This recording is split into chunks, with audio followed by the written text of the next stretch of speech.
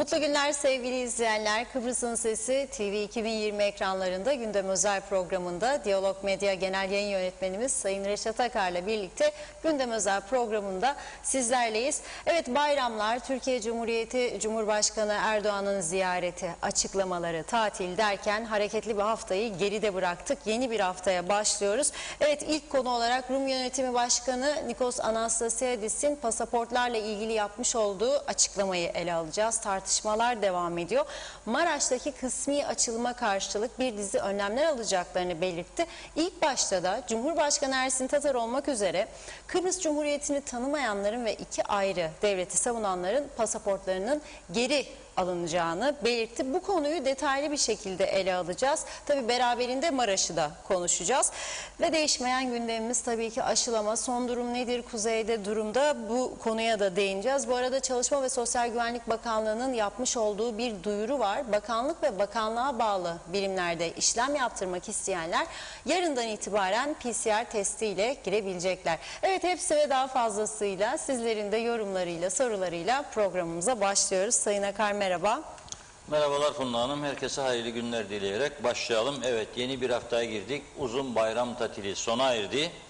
Bizler de 3-4 gün bu tatilden istifade ederek programlara ara verdik. Aslında tabii sizler bizi özlediniz.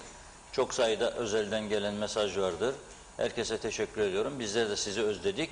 Ama bayram dönemi, insanlar aile ziyaretleri, düğünler, deniz, plaj, piknik falan derken zaten sizlerin de bir süre ekranlardan uzak kalma gibi bir durumu söz konusuydu. Biz de bundan yararlandık ama ara vermedik. Doğruyu söylemek gerekirse tüm bayram süresince bizler burada çalıştık. Görevimizi sürdürdük. Gazetemiz var, televizyonumuz var. O sıcak gündemi en iyi şekilde takip etmeye çalıştık. Sizleri aydınlattık. Nitekim bayram günleri çıkan çıkmayan yayın organları, özellikle internet siteleri hazır bulmuş, böyle laf diye alıp copy paste bizim haberleri kullandılar. Güle güle kullansınlar ama bir insan bir kaynak belirtir.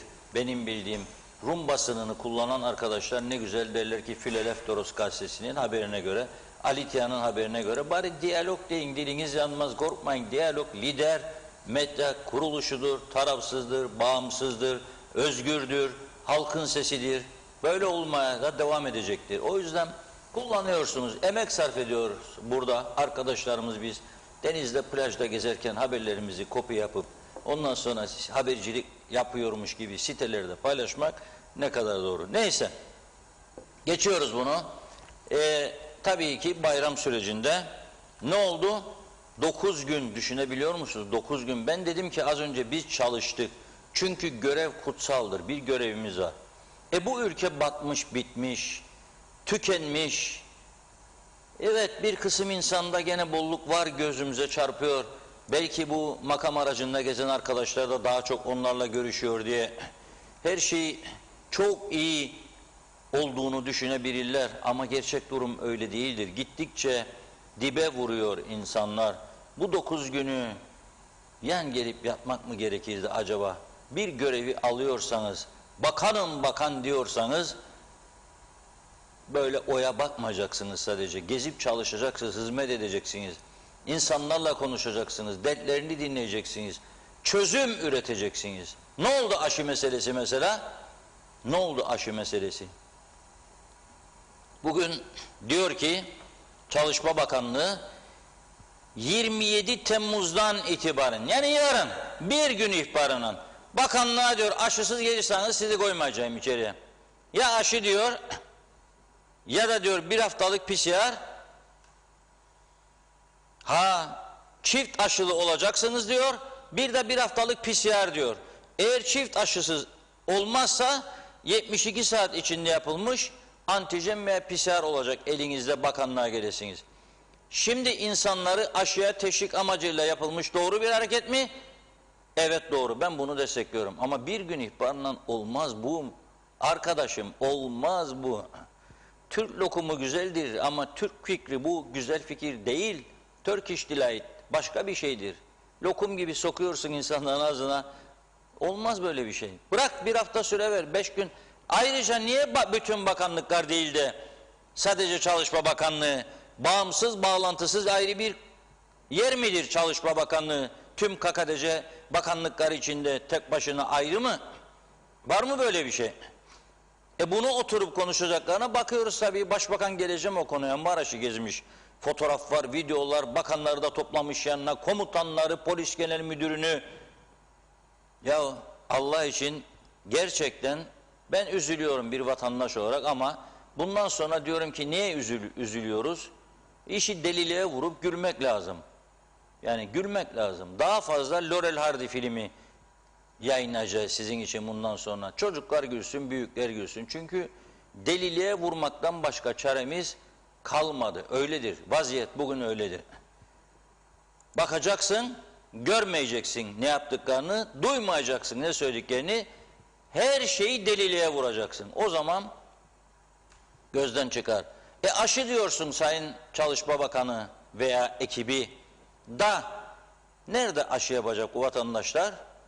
Sabah uyandım, baktım mesajlarımda, özel mesajlarda sağ olsun vatandaşlar Lefkoşa Devlet Hastanesi'nden habire fotoğraf atıyorlar. Sonra dedi ki bizim baş kameraman Apo'ya git bakalım hastaneye dedik çek. O bugün yeni kanun gelmiş, Apo'yu içeriye sokmuyorlar. Hastanenin bahçesine de görüntü almak yasak diyorlar. Ya askeri karargahın görüntüsünü almıyorum ben. Vatandaş orada sırada onu alıyorum. Zaten onlar çekiyor. Bakın bu fotoğrafı bizim muhabirlerimiz değil. Aşı olmaya giden vatandaşlar gönderdi. Bana bu hale bakın siz. Nasıl sana burada gidip aşı yapacak da gelecek Çalışma Bakanlığı'na? Sen onu rahatlatıcı önlemleri alabildin mi ki hükümet olarak? Yok. Başbakanmış Maraş'ta Karamanlık nutukları. Bizimdir diyor, aldık açtık diyor. Biz yöneteceğiz, gelsinler diyor. Bırak Maraş'ı ya, buraya gel. Açık olan yerler, bizim olan yerler bizimdir hastane. Yani Türk tapulu. Bunu idare edemiyoruz. Neyi idare edecek Maraş'ı biz yöneteceğiz. Yani zaten olmayacak bir şey de bütün dünyanın gözü önünde daha da güçülmemize ne gerek var yani. Burayı idare edin bakalım göreyim sizi. Hadi. Çalışma Bakanlığı'ymış. Yarından itibaren aşısız olanları almayacakmış. Ya geliyor aşıya. Buradan Sayın Sağlık Bakanı çok sevdiğim birisi çağrı yapıyorum. Lütfen bize nerelerde aşı yapıldığına dair bir liste gönderiniz. Ben buradan söz veriyorum. Bu ülkenin lider medya kuruluşu olarak televizyonumuzda, gazetemizde devamlı yayınlayacağız. Bir kuruş da para istemeyiz sizden. Bir kuruş da para istemeyiz. Gönderiniz bize, yayınlayalım, insanları uyaralım ve insanlar gidip aşı olsun. Çünkü bakınız bazıları karşı çıksa da aşı dünya sağlık otoritelerinin görüşleri doğrultusunda şart.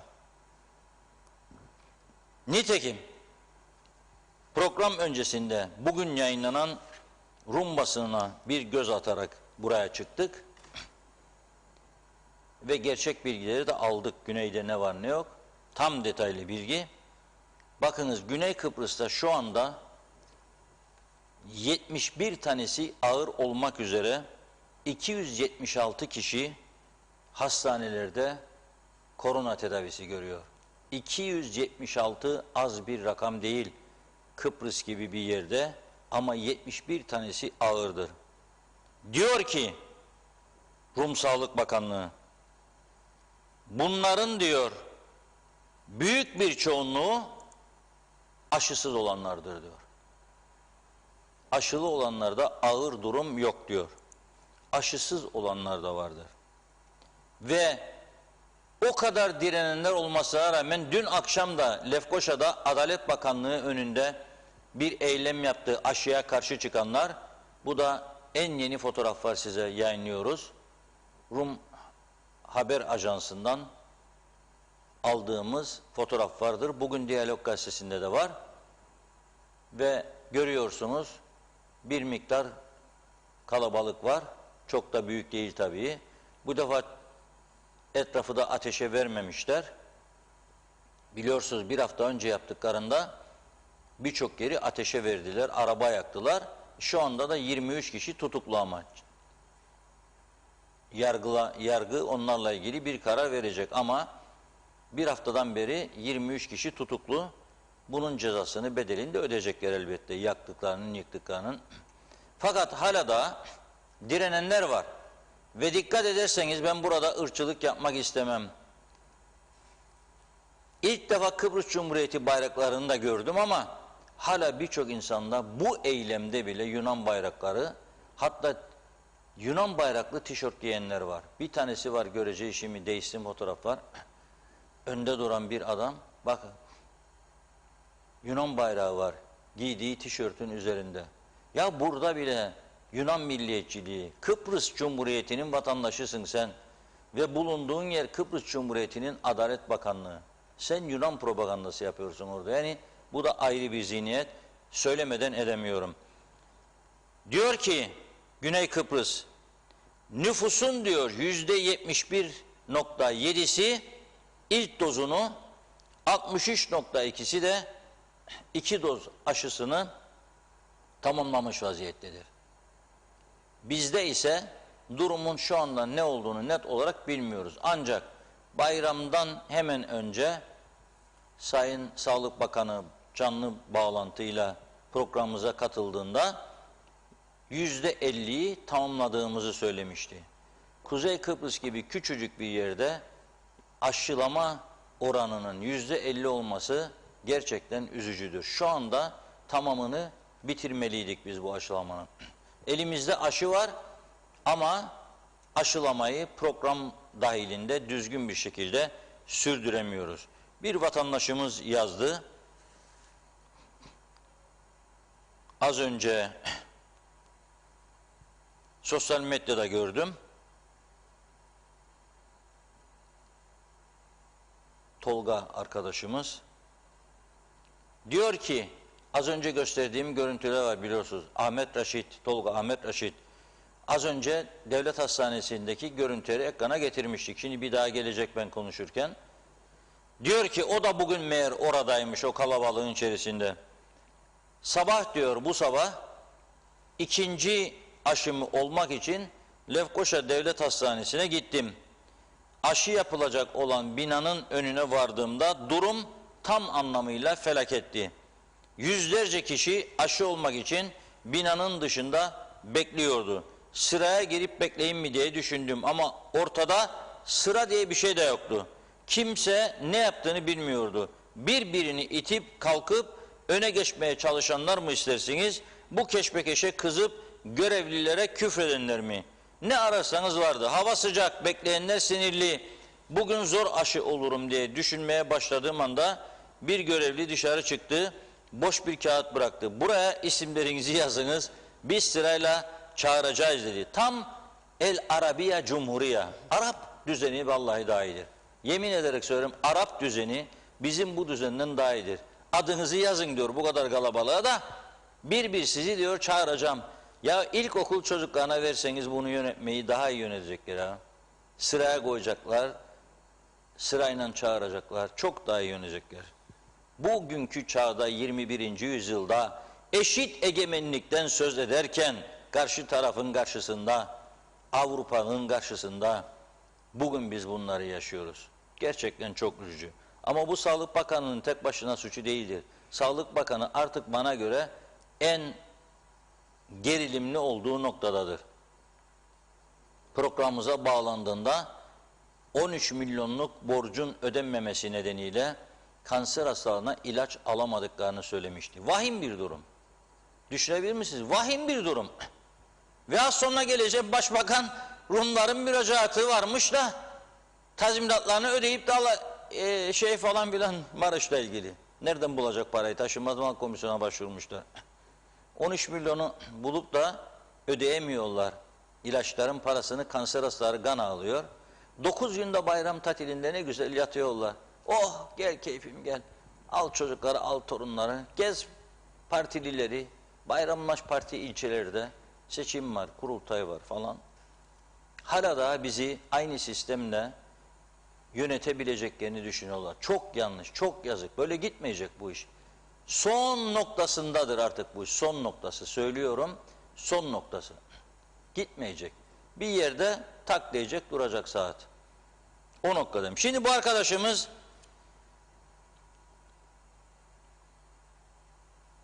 1,5 saat bekledim diyor. 20 kişinin bile ismi okunmadı diyor. Daha da bekledim, daha da bekledim. 3 saat oldu diyor. Sıra gelmedi bana diyor.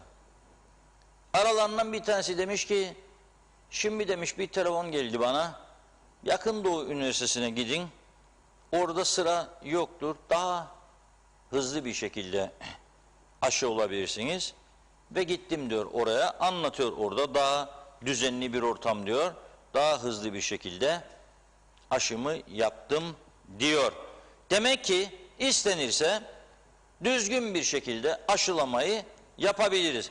Fakat Çalışma Bakanlığı tek başına nasıl olur da insanlar aşı için gidenler aşılanamıyor da nasıl olur da tek başına gidiyor karar alıyor yarından itibaren aşısız olanlar gelmesin. Yok. PCR için de aynı durum söz konusu. Yok. Nasıl gelecek?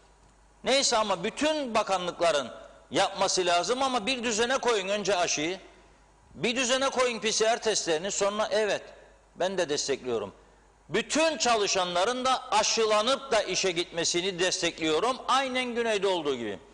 İkincidir, eylem yapıyorlar. SafePass uygulamasına karşı. SafePass nedir? Aşı olduğunu gösteriyor. Cep telefonunda aşılandığına dair belgesi var, bilgi var, gösteriyor. Dün bir arkadaşımızla birlikte Nikosya Mol'a gittik. O her gün gidiyor sağ olsun, vakti var, benim gibi değil. Bırakınız gümrük kapısından geçerken, girdiğiniz her mağaza, alışveriş merkezine girerken de her girdiğiniz mağazada da sizden SafePass isterler. Biz Durko Kipros, Türk Kıbrıs'ı Türkük dedik, bizde yok. Ne yaptık biz?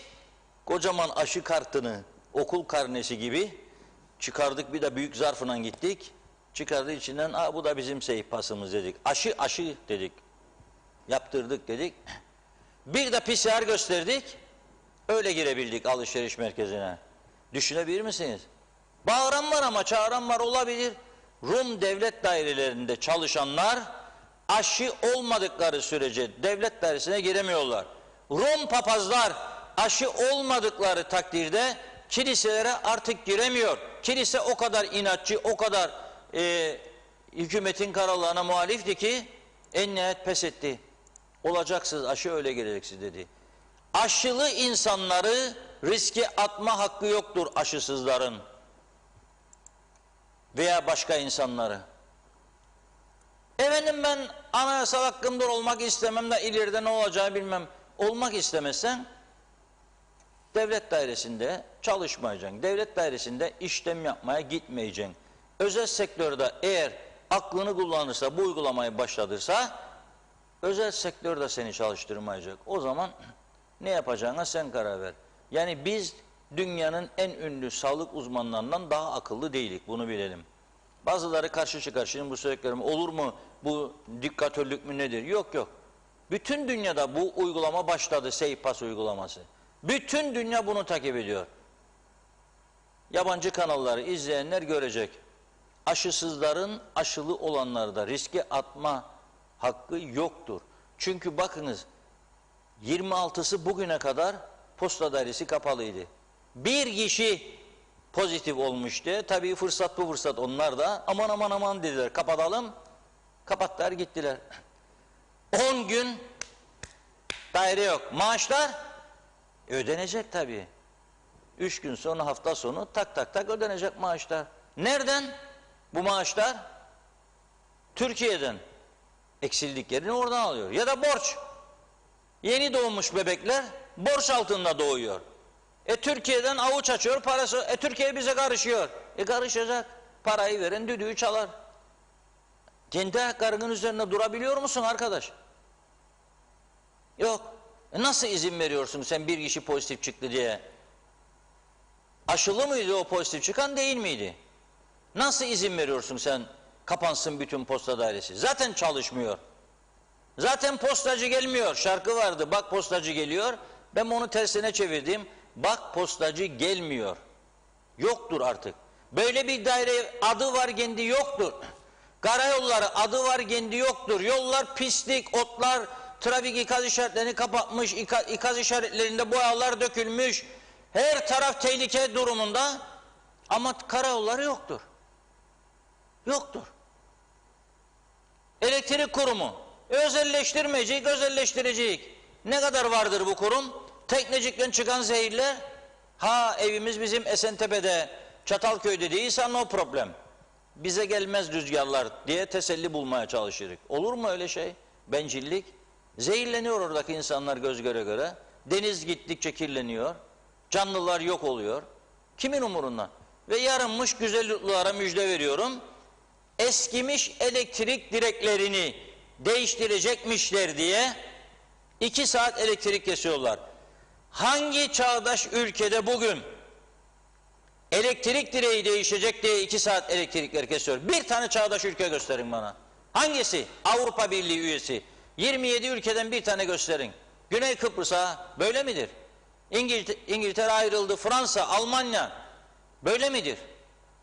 Elektrik direği değişecek diye sen 2 saat. Alıştı halk da buna. Halk da ne yapalım? Bekleyeceğiz, kaderimizdir. Buzluklar duracak, dondurmalar eriyecek, tekrar donacak. Çocuklar ishal olacak. Why? No problem. Yani bu aklın kabul edebileceği bir şeydir. Bu çağda gerçekten üzülüyorum.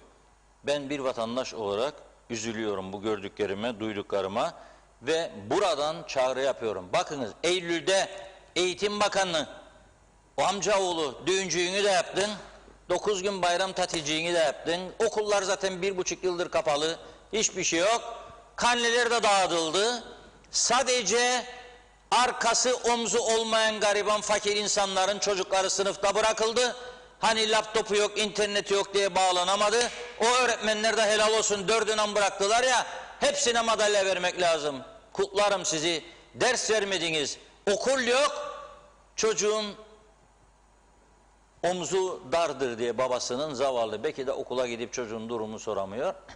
Laptop yok, bilgisayar yok, 4 ver bırak sınıfta.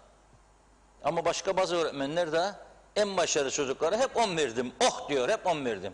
Onu zaten 10 da versen, 9 da versen, 4 da versen, 5 de versen sonuç bellidir.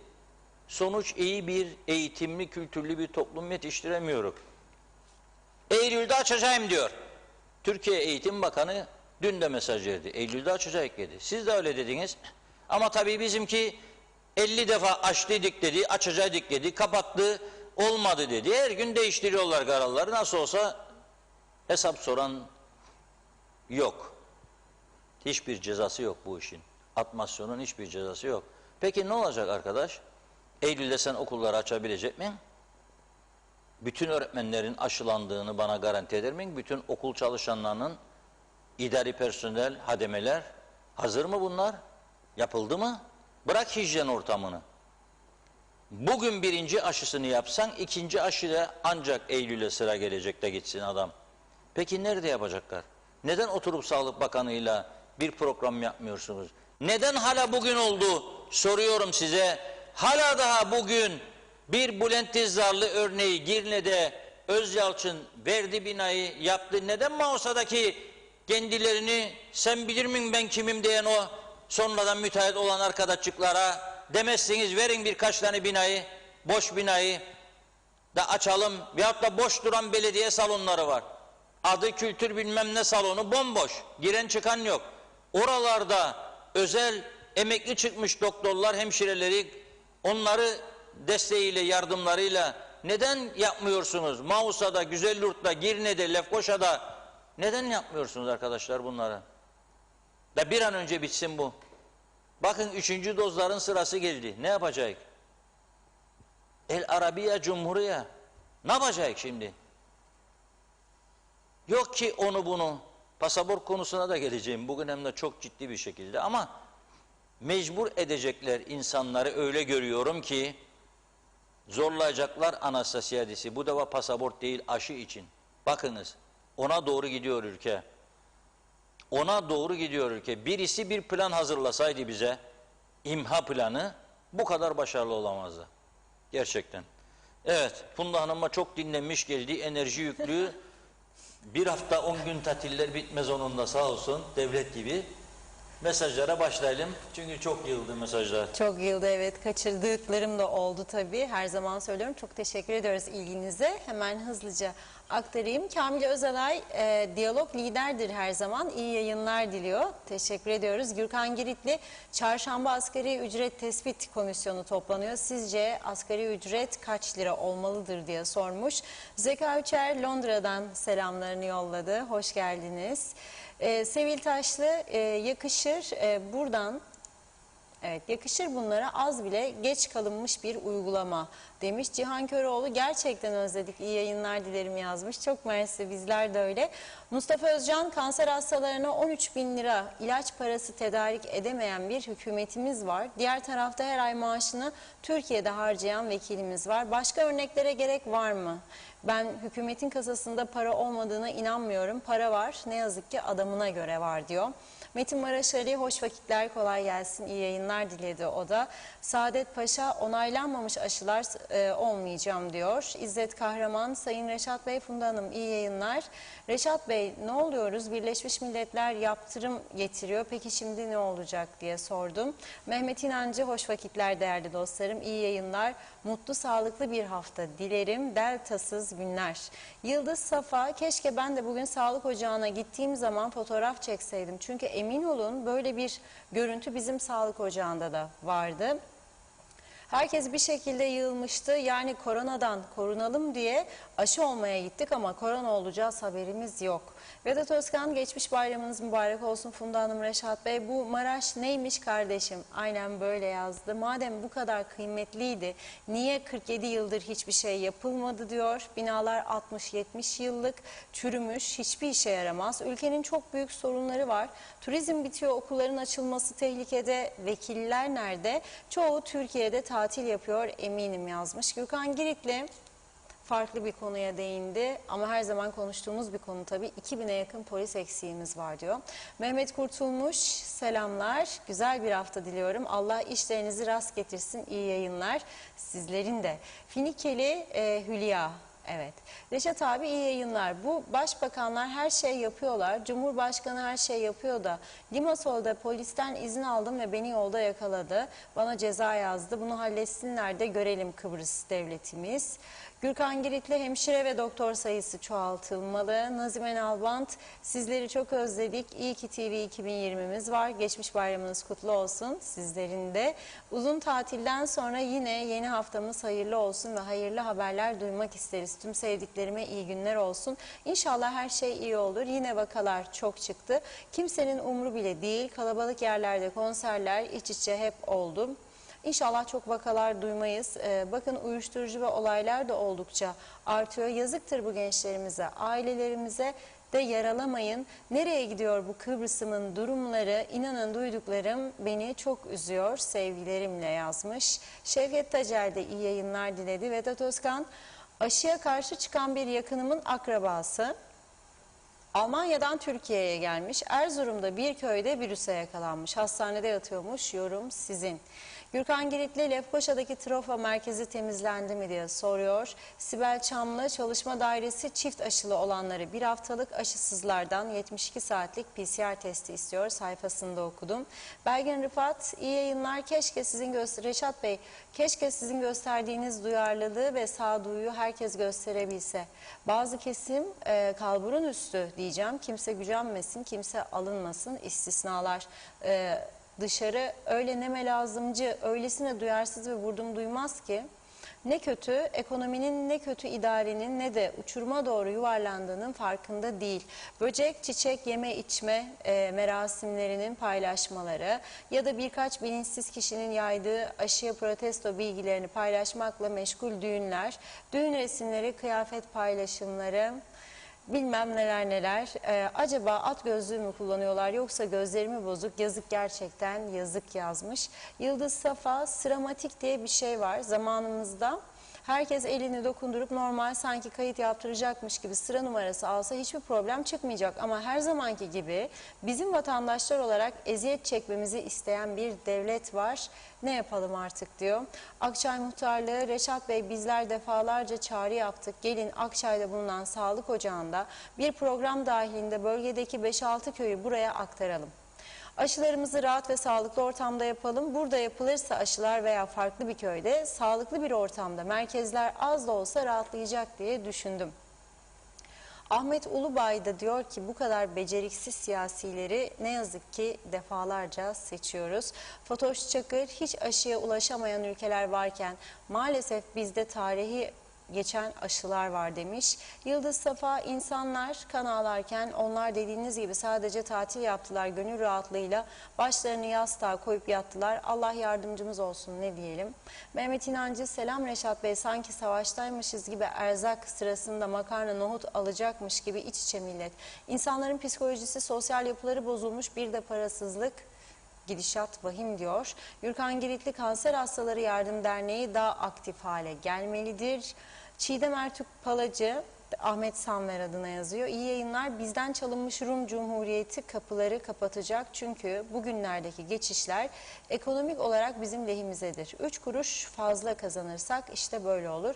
Pasaportları geri almayı yapmayacaklar. Çünkü onu yaparsa kendi devletinin bizden çalınmış olduğu belli olacak. Mustafa Ünlü, iyi yayınlar. İşte buraya yazıyorum. Bu devlet sistemi değişmedikçe böyle gelir, böyle gider. Yusuf Soytürk, herkes aşıya destek verirse hastalığı daha kolay atlatırız diyor.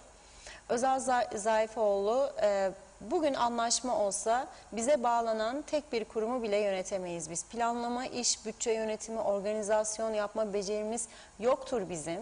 Kabul edelim, kendimize gelelim, böyle nutuk atarak olmaz bu işler dedi. Ahmet Sanver, Rumların %30'u bizim olan devletimizi bizden çaldılar ve şimdi de onunla bize ve Türkiye'mize dünya nezdinde baskı yapıyorlar. Rumların hırsız olduklarını biliyoruz da diğer kendilerine demokratik, dürüst diyen devletlere ne oluyor? Yoksa onlar baş hırsızlar mı? Demek ki çıkarlar oldu mu herkes hırsız ve yalancı olabiliyor demiş.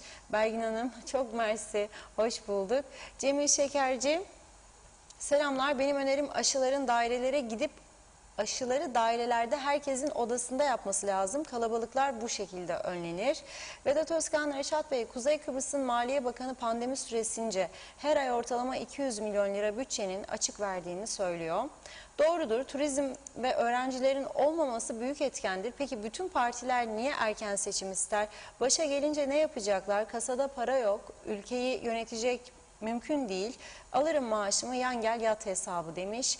Ömer Boz, Karavezirler, bizim insanımız ancak sosyal medyada biz Osmanlı torunuyuz, eseriz diyerek övünmeyi bilirler. Rum gavur dedikleri Güney Kıbrıs'ı 500 sene daha onların sistemini oluşturamayız. İnsana saygıyı bulamayız bu zihniyetle demiş. Mehmet İnancı, tüm dünyanın uyguladığı bir sistem Seyfas. Olmayanlar Avrupa'da uçağa dahi binemezler. Aşı karşıtları meğer çok zekilermiş, vah vah diyor. Belgin Rıfat, Sağlık Bakanlığı değil esas suçlu Maliye Bakanlığı. Ne diye hayat pahalılığını ödeneğini erteleyip sağlık çalışanlarının mesailerini ödemedi demiş. Hem sağlıkta verim bekleriz hem de öteleriz. Bu ne tezattır diyor. Nazime Nalbant, halkımız çok aşı olun diyor. Ne kadar erken olursanız her şey daha iyi olacak demiş. Evet, bakıyorum. Denetimler de sıkı olmalı. Çok üzülüyorum. Sevgilerimle dedi. Sema Akbencan, haberim ve yorumun doğru adresi Diyalog. İyi yayınlar. Dinliyor ve seyrediyoruz. Durumlar tam bir Arap saçı, çöz beni Arap saçı der gibi yazmış. Belgin Rıfat, kanser hastalarının ilaçlar, tansiyon hastalarının ilaçları ve şeker hastalarının, yani kısacası kronik hastalık sınıfına giren tüm ilaçlar çok önemlidir. Hasan Atik, posta dairesi küçük orta işletmelerin den gelen kargo işleriyle uğraşıyor. demiş. Mehmet İnancı, Reşat Bey, Lefkoşa Trafo Merkezi'ndeki otlar temizlendi mi acaba diye soruyor. Necdet Mavi Gözlü, Birleşik Afrika Pakistan Cumhuriyeti'nden hayırlı günler diledi. Sağlık Bakanı nüfusumuzun %50'sinin aşılanmış olduğunu söylemiş. Acaba nüfusumuz ne kadardır ki Sağlık Bakanı %50'sinin aşılandığını söylüyor. Bu memlekette binlerce kaçak insan var. Bunların nüfusları belli mi? Sağlık Bakanı nüfusumuzun ne kadar olduğunu bize açıklasın demiş. Birkaç mesaj daha okuyup ara vereceğim. Vesile Sönmez Cihan'da iyi yayınlar dilerim. Lapta Başpınar bölgesinin yolları 74 sonrasından kalma arabalar mahvoldu. Gören yok, duyan yok yazmış. Erol Canseç, ben şahsen dışarı özellikle marketlere kalabalık bir ortamda bulunduğum zaman yanıma gelen bir kişinin aşısının olup olmadığını bilmek isterim. Bu sebeple hükümet aşısını olan her bireye bir el bileziği gibi bir uygulama yapmasını diliyorum. Tek doz aşı olana yeşil bilezik, çift doz aşısı olanlara da kırmızı bilezik gibi bir uygulama yaparlarsa daha rahat bir şekilde yaşayabileceğiz demiş. Necdet Mavi Gözlü, biraz da uyuşturucudan bahsedin diyor. Çok iyi olacak. Altyazıda da geçiyor. Eskiden gramla yakalanan uyuşturucular 100 kiloları geçmeye başladı. Bunları da gündeme getirin demiş. Şengül Emina yetkili iyi yayınlar. Mustafa Deveci de iyi yayınlar diliyor. Son bir mesaj okuyayım. Belgin Rıfat'tan devam edeceğim. Reşat Bey, siz oradan, biz Londra'dan bazı vatandaşlarımıza Kıbrıs ya da Türkiye Cumhuriyeti'nden avaz avaz bağırsak da, paylaşsak da boşu boşuna idare edenler görevlerini icra etmedikten sonra ne yazar demiş. Cevdet Birey'de EOKA'cılar da Sayın Anastasiadis'in listesinde var mı acaba diye soruyor. Yoksa onların Kıbrıs Cumhuriyeti'ne verdikleri zararlar sayılmaz mı?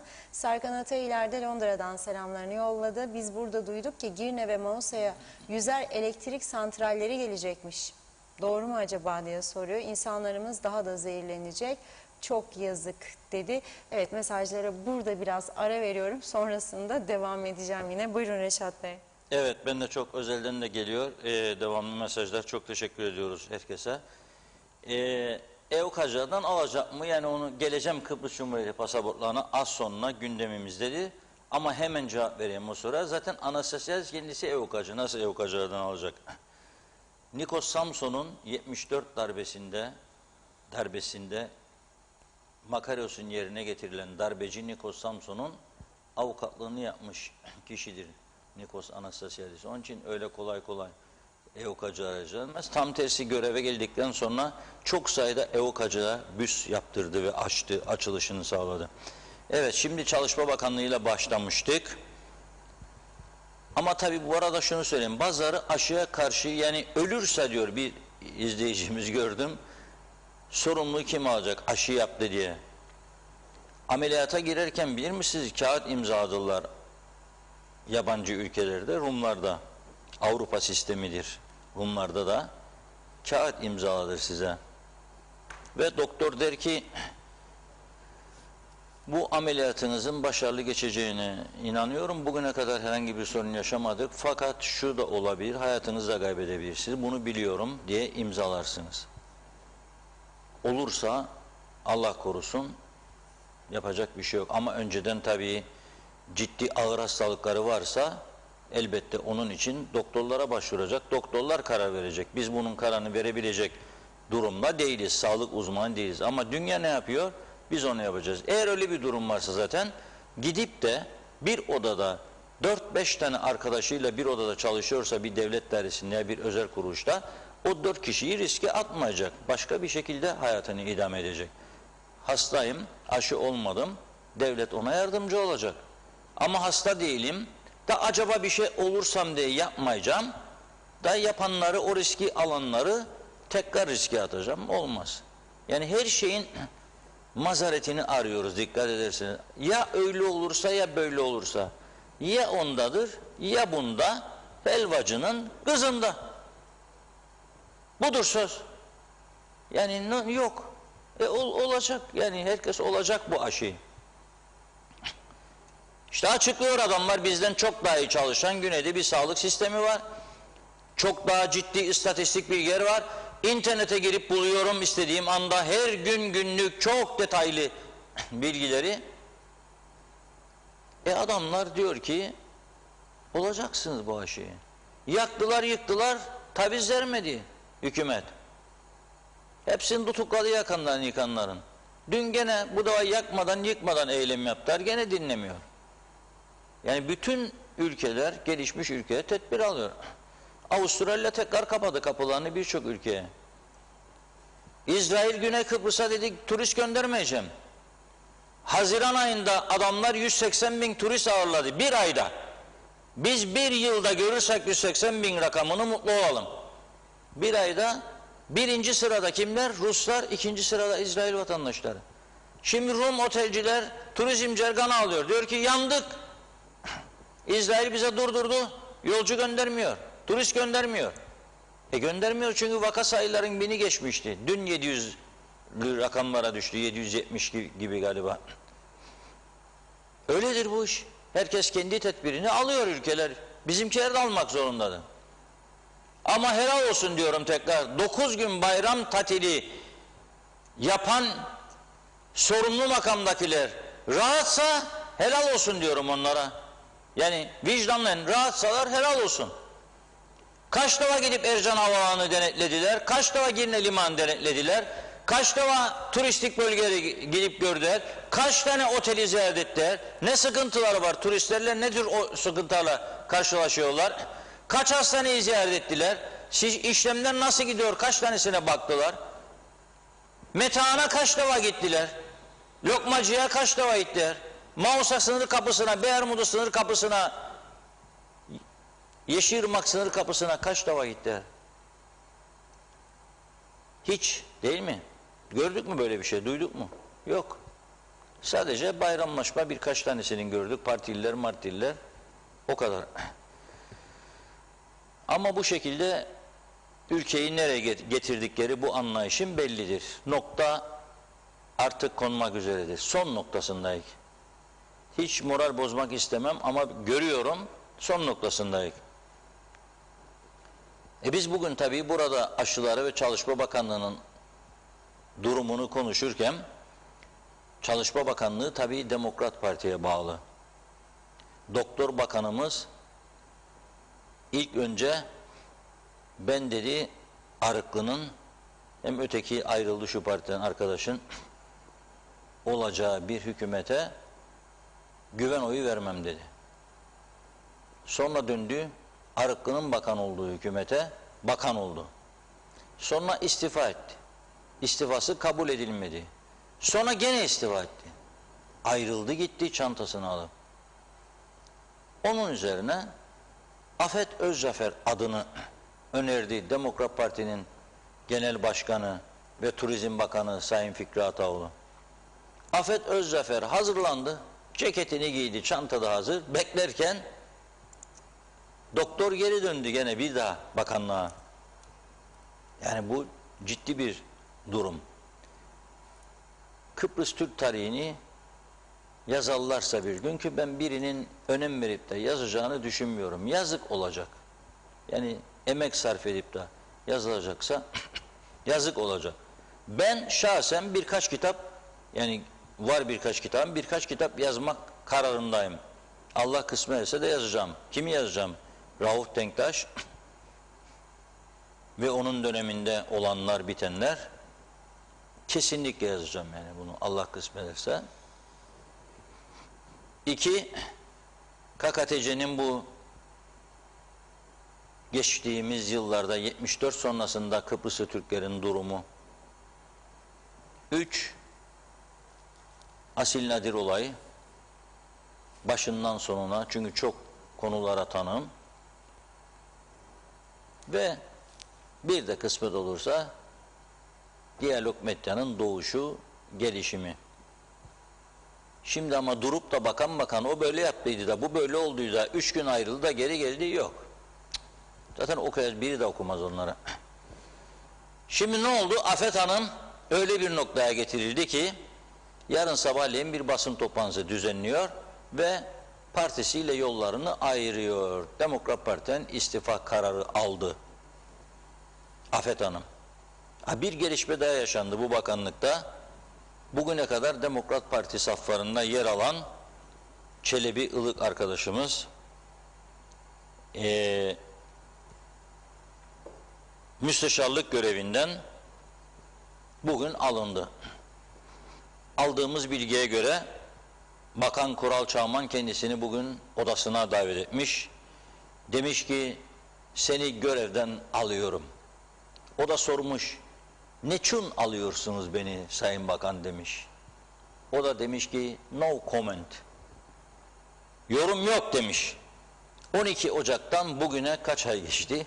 Bakın müsteşar 12 Ocak 26 Temmuz. Daha 7 ay doldurmadı adam. Biri gidiyor, diğeri geliyor.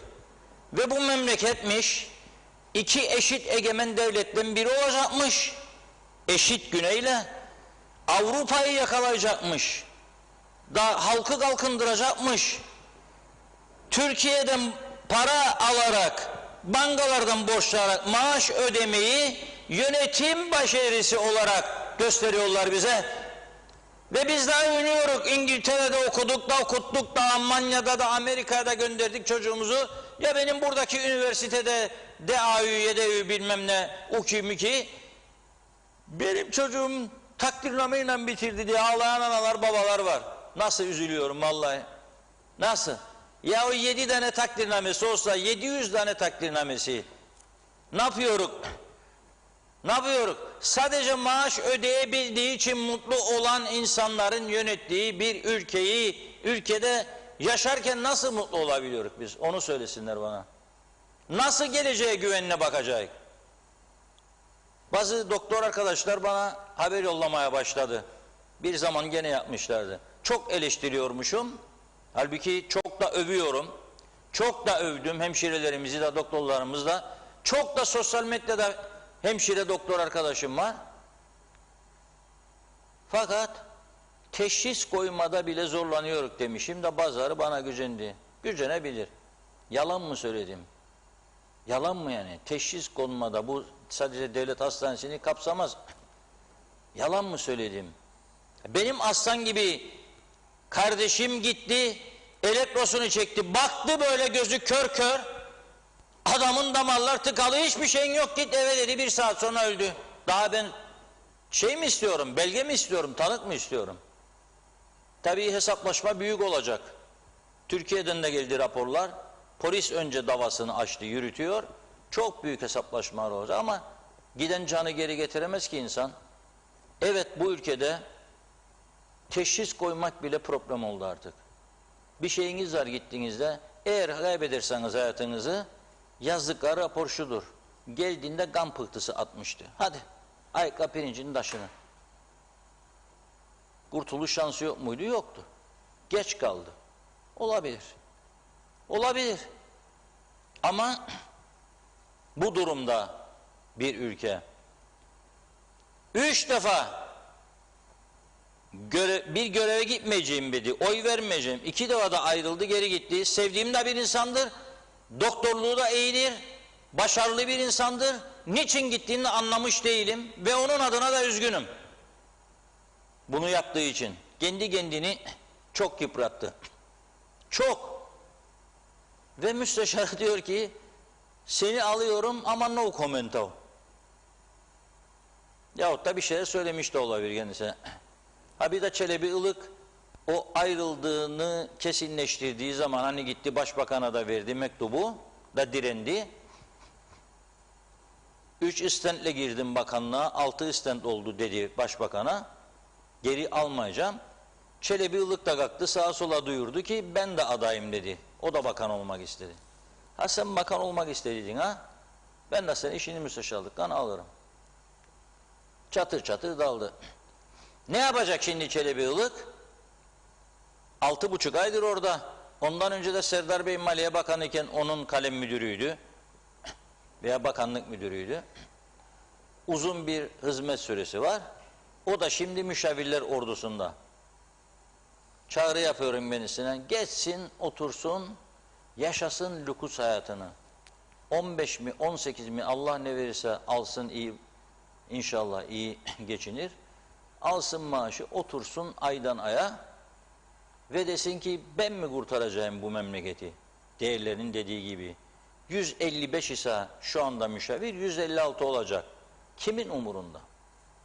Kimin umurunda? Kimin? Sonra da iç işlerimize müdahale, bağımsız devletimize müdahale falan. Ya biz burada bir acayip tiyatro oyunu yarattık kendi kendimize. Komedi tiyatrosu. Da beklerik herkes bizi alkışlasın. Haklısın sen de Sayın Bakan. İyi ki aldın görevden. Ne haddine düştüydü bakan olmak istesin. Mesela. Afet Hanım da veda ediyor Demokrat Parti'ye. Bakalım neler olacak önümüzdeki günlerde. Kıbrıs Türk siyaseti renklenecek. Rumlar da bakıyor bize bu tarafta. Gülüyor. Ne uğraşır Anastasiadis Tatar'ın Sayın Cumhurbaşkanı'nın pasaportuyla da anlamış değilim. Ne olacak Tatar'ın veya bakanların, başbakanın var mı bilmem, vardır diyorlar. Yalancısıyım. Vardır diyorlar. Bakanların da olmamalı mı?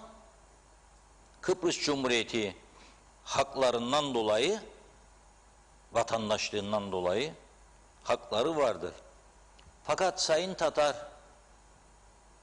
merhum Cumhurbaşkanı Rauf Denktaş'ın yoktu Kıbrıs Cumhuriyeti pasaportu.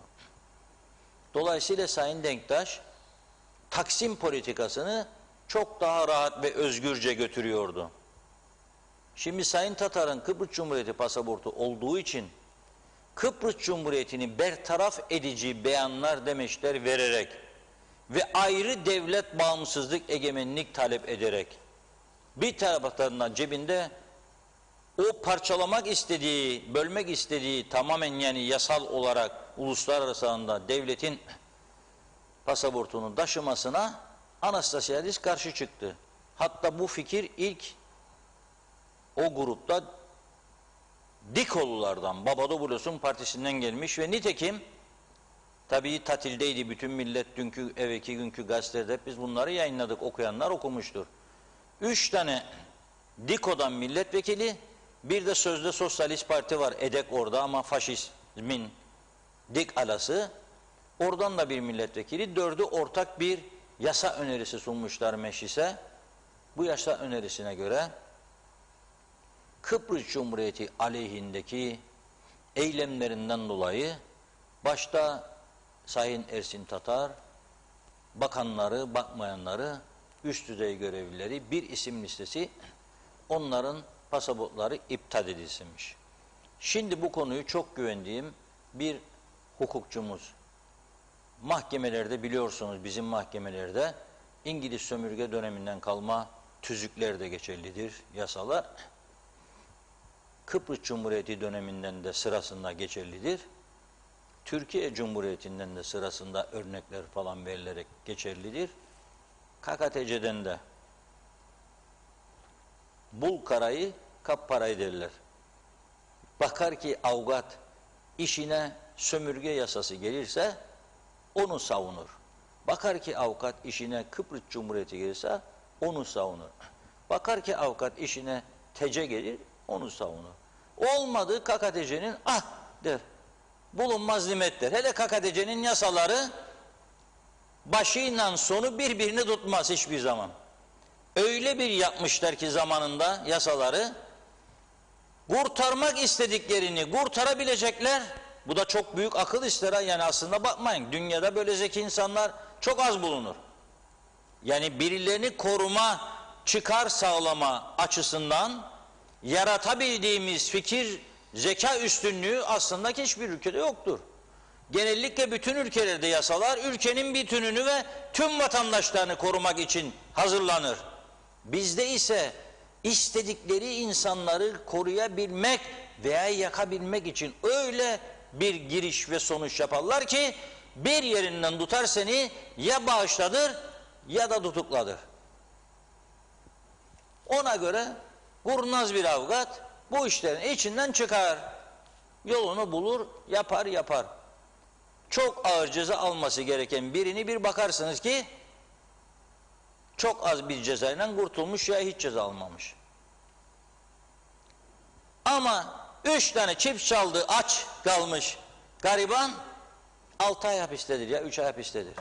Çünkü onun o güçlü avukat tutacak parası yoktur abileri. 3 ay cezaevinde karnını daha iyi doyuracak, o ayrı mesele. Çips yiyeceğine orada hiç olmasa arada bir patates, tavuk falan bir şeyler, makarna bulli şu bulu olur. Ve diyor ki iade etsin. Şimdi hani bayram günü herkes tatil matilde biz burada uyumuyoruz. Dedi ki gece nöbetçimiz Suna Hanım'a, ara bakalım Cumhurbaşkanımızı bir sor. Anastasiadis bir liste yapmış, başında siz. Ne diyorsunuz? Pasaportu isteyecek ya. Alacak sağ olsun dedi. Manşetimiz de odur. Başlık odur. O gazeteyi bulurlar inşallah arkadaşlar. Şimdi getirebilirler ekrana. Cumartesi gününün manşetidir. Alacaksa alsın dedi Sayın Tatar. Ve devam etti. Ben dedi kefeni girdim dedi, bu yolda yürüyorum dedi. Hiç de umurumda değil dedi falan filan dedi. Şimdi bu deneyimli avukat arkadaşa sordum bugün. Alma hakkı var mıdır? O da dedi ki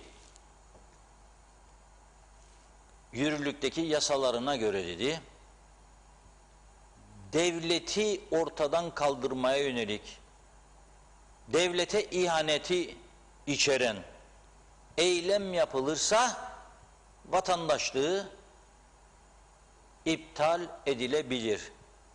Yani pasaportu gidebilir. Ama onu da Anastasiadis yapamaz tek başına veya Bakanlar Kurulu. Önce yargıya gitmeli ve yargılanmalı. Vatana karşı suç işlediği, vatanın bütünlüğünü, bölünmezliğini tehlikeye attığı için, ihanet ettiği için vatanına yargılanır, hüküm giyerse dedi, o zaman tabii ki doğal olarak pasaportu iptal eder. Ama bu durumda edilemez. Tabii bir başka düşünce daha ortaya çıkar bu durumda. Ben düşünüyorum şahsen. Eğer biz yani kefeni giydim diyor Sayın Cumhurbaşkanı da meydan okurum hem Rumlara hem dünyaya, iki eşit egemen, ayrı egemenlik şu bu diyerek da pasaportu da iade ederim. Yani Kıbrıs Cumhuriyeti'ni tamamen bertaraf ederim dediği zaman, o zaman Türkiye'nin buradaki konumu, yani garantör olarak adada bulunma konumu nereye düşecek? Ve bu konuyu rica ediyorum. Türkiye'de herhalde uluslararası hukuku iyi bilen ve saygılı, önemli insanlar vardır. Onlarla birlikte bu konuyu değerlendirsinler. Mümkün olan en kısa sürede ve ona göre bir adım atılsın. Ama bu arada tabii bazı vatandaşlar da vardır. Dağ başını duman almış yürüyelim arkadaşlar diyor. Bir tanesi de bunların Gaziköy'den Oğuz Ceyda, Çiftçiler Birliği'nin eski yöneticilerinden.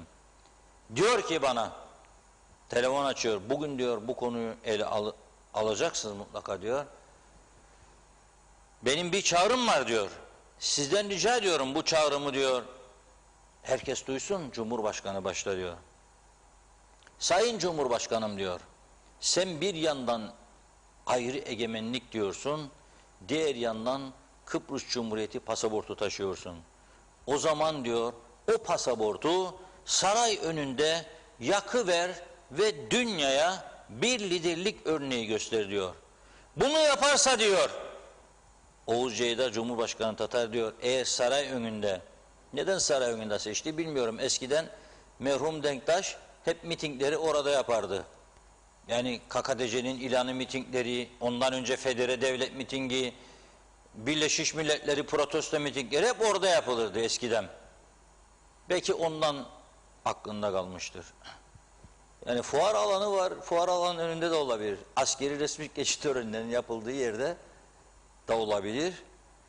Bir de bando takımı gelir, çok iyi olur orada. Böylesi bir hareket yaparsa diyor, dünyada yankı uyandırır ve tarihe geçer diyor. Bilmem siz ne dersiniz? Yani böyle bir fikre vatandaşlar ne der bilmiyorum.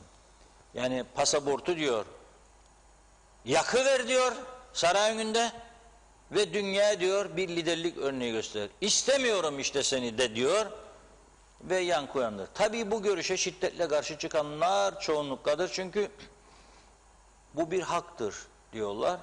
Rum tarafı da fırsat bu fırsat diyerek bizim hakkımıza el koymasın. Ayrıca bakın, marş söylemek kolaydır. Ben de söylerim. Dağ başına giderim. Duman almış, yürüyelim arkadaşlar. Söylerim bunu. Ama öte taraftan bir Cyprus passport, Republic of Cyprus eşittir 5 milyon euro. 5 milyon eurodur değeri. Türkiye 85 milyon, bu Avrupa'ya girmek için çırpınıyor yıllardır.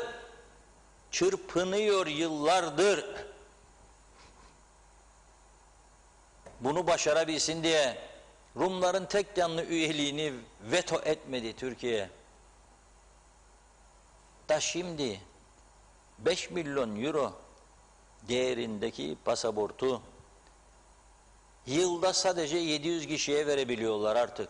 Dünyanın en zengin Çinlileri, Tayvanlıları, Malezyalıları, Rusları sıraya girdi alabilsin diye.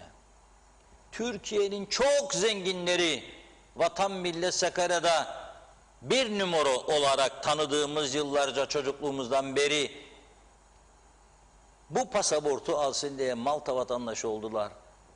Torbalarla gitti Malta'ya paralar, dolarlar, dolarlar, dolarlar. Monte Carlo'ya, Kana, İspanya'ya binlerce Türk vatandaşı paraları taşıdı İspanya'ya, daha uygun olduğu için şartlar. Yunanistan'da binlerce Türk vatandaşı var. Paralar taşındı Avrupa pasaportu almak için. Onun için şimdi Kıbrıslı Türkler pasaportlarını versin demek kolaydır da neçün versin sorusu vardır. Onun için tam tersi KKTC vatandaşı olmuş, 74 sonrasında buraya gelmiş, burayı vatan bilmiş, çalışmış insanların ve burada evlenip hayat kurmuş insanların haklarını savunması lazım KKTC'yi yönetenler. Bu benim şahsi düşüncem. Bunu da bu şekilde aktarmış olayım. Sayın Tatar verecek mi vermeyecek mi pasaportu, o onun bileceği iş. Ama yakın bir gelecekte Kıbrıs sorununun yeni bir şekil alacağı konusu da kendini hissettiriyor. Kokusu geliyor bize. Bir hareketlilik başlatıldı. Bir şeyler yapmak lazımdı harekete geçirmek için tarafları ve düğmeye basıldı ve yapıldı o. Aslında nelerin yapıldığı da belli. Liderlerin, siyasilerin demeçlerine göre takılıp da gitmek ne kadar doğrudur? O ayrı bir konu.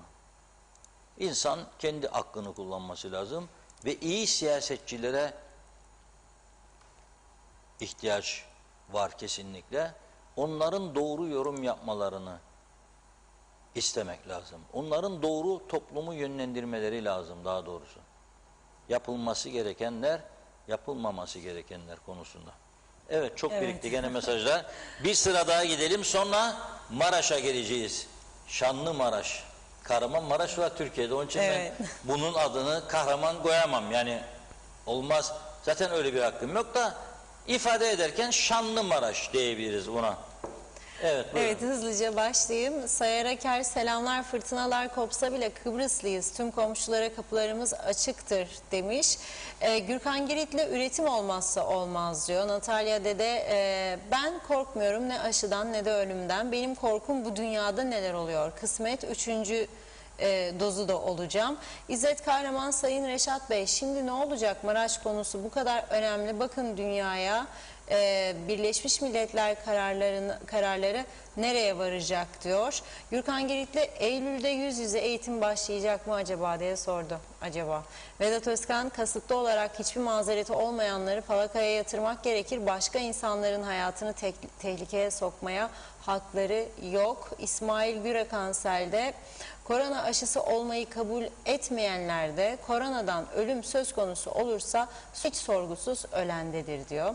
Gürkan Giritli bugün rekor pozitif vaka bekliyorum demiş. Natalya Dede, eşim Rum tarafına her gün 2-3 defa turist getiriyor ve çift maske aşılı. İnanın ki o turistler bizden daha iyi önlem alırlar demiş. Özalay'ın tavsiyesi var. Uzun mesaj yazmayın diyor Kamil Bey. Sayar Aker, Reşat Bey nokta atışı yapıyor ama hükümette devrilen yok demiş. Ömer Bozkara vezirler, Naci Talat'ı da yazın Reşat Bey. Gürkan Giritli, Reşat Bey ağzınıza sağlık. Belgin Rıfat, Afet Hanım kendine yapılan yanlıştan dolayı yıllardır emek verdiği partisinden istifa etmek üzere. Yazık ama tebrik ederim. Gururlu ve onurlu bir davranış. İstifası bence %100 haklı diyor. Cengiz Korkmazhan, merak ederim dünyada bu kadar çok tatil yapan ülke var mı diye sordu. İzzet Kahraman, Reşat Bey, federe devleti neden vazgeçtik? Federe devleti tanıyan kaç tane ülke vardı? Biz o zaman her şeyimizi satardık. Peki ne oldu da biz KKTC'yi kurduk ve mührü değiştirdik? Bakın ne oldu? Bir kapıya muhtaç olduk diyor İzzet Bey. Nikos Bülent Antonio, Londra Ercan 470 pound, Londra Larnaka 250 pound, yorum sizin yazmış. İzzet Kahraman yine, Reşat Bey doğruyu söylüyorsun diye sana sitem ettiler. Helal olsun Reşat Bey. Hüseyin Koltan, Reşat Bey bilirsin misiniz hemşirelerin grevi bitti mi? Ağzınıza yüreğinize sağlık. İyi ki varsınız. Gürkan Giritli, bu ülkede şans eseri yaşıyoruz. Allah hastaneye düşürmesin. Mustafa Kemal hayırlı yayınlar diliyor. Evet, Vedat Özkan, sanırım Kıbrıs Anayasası Türkiye Cumhuriyeti Anayasası örnek alınarak hazırlanmış. Kıbrıs'ın coğrafi yapısı, nüfusu, ekonomik yapısı, sosyal yapısı Türkiye'nin hiçbir yapısına uymaz. Kıbrıs'a başkanlık, cumhuriyet sistemi uyar. Lütfen siyasileriniz bir araya gelirse oturup tartışsınlar. Para yok, siyaset çok. Rahmetli babam bana şöyle derdi. Toplumda cebindeki para kadar itibar görüp yaşarsın. Ne kadar haklıymış. Sizin siyasiler de böyle siyaset yapıyor. Yağız Safa, iyi yayınlar Reşat Bey, Funda Hanım. Madem ki Türklerden toplayacak kimlikleri, pasaportları iptal edilecek. Bu tarafta kalan Rumların, özellikle Karpas tarafında, alsınlar onları da o tarafa götürsünler. İşleri yok artık bu tarafta diyor. Ahmet Sanver, iyi yayınlar. Amerika ve Avrupa Birliği asli nüfusu 300 bin kalan Kıbrıslı Rumları destekleyeceğine, nüfusu 1 milyonu bulan biz Kıbrıslı Türklere insanlık dışı ezgiler ve haksız ambargolar uygulayacağına, bugün Avrupa'ya göç yollarına düşen milyonlarca Afganistanlıların trajik durumlarını düşünseler insanlığa çok daha yararları olacaktır yazdı. Belgin Rıfat, Reşat Bey hep söylersiniz ya koltuk çok tatlı bir şey. Galiba oturanlar bir türlü kalkamıyor. Üstelik bu kalemun gibi her gün renk ve karakter değiştiriyorlar. Hiç kadın bakanımız yok değil mi? Şu anda hatırladım. O da sağ olsun hiçbir icraat yapamadı ki. Hatırlatayım kendisine, Resmiye Hanım da maalesef meclis başkanlığı adaylığında yıpranmıştı. Yazık, tek bir kadın bakanımız var. Ahmet Sanver, ana vatanımız Türkiye'nin inşa edeceği meclis binası, külliye ve millet bahçesi Sayın Ersin Tatar için yapılmıyor ki yüzlerce sene kullanılmak üzere Kıbrıs Türk halkı için inşa edilecektir. Buna karşı çıkan varsa eğer o halk düşmanıdır demiş. Sayar Aker, Anastasiadis de bir cumhurbaşkanı seçimlerine katılmayacakmış. Hasan Atik, Kıbrıs Cumhuriyeti'ni ortadan kaldırmaya teşebbüs eden bir kimlik değil mi KKTC kimliği? O zaman hepimizden alması lazım. Biz seyahat özgürlüğü için kullanıyoruz. Başka bir işe yaramıyor diyor. Zehra Sencer, Karpaz'dan sevgilerini yolladı Zehra Hanım. Bizlerden de size gelsin. Necdet Mavi Özlü, aşı olanın koronavirüse karşı bir direnci olduğuna göre aşı olmayan birisi onu nasıl bulaştırabilir? Merak ediyorum, aşı olduysa demek ki bulaşma riskini ortadan kaldırdı. Eğer aşı olduğu halde yine bulaş olma ihtimali varsa niye bu aşıyı yapıyorlar? Niye yapıyorlar? Hastalığı hafif geçirelim diye yapıyorlar Necdet Bey. Yine her zamanki gibi adeti bozmadı. Bizden önce söylüyor, yarın yine buluşmak umuduyla. Sayar Aker, kefen hikayesi siyasi bir söylemdir. Sarayı bırakıp kefene girmez demiş. Zehra Sencer, geçmiş bayramımızı kutluyor. Sizlerin de kutlu olsun. Mehmet İnancı, bir akıllı avukat da bizde çıksın Reşat Bey. Elektrik vurguncularını yaksın. Arıklı'ya soralım, ne oldu Kıptek vurguncuları? Yargıya gitti mi dosyalar acaba diye yazmış.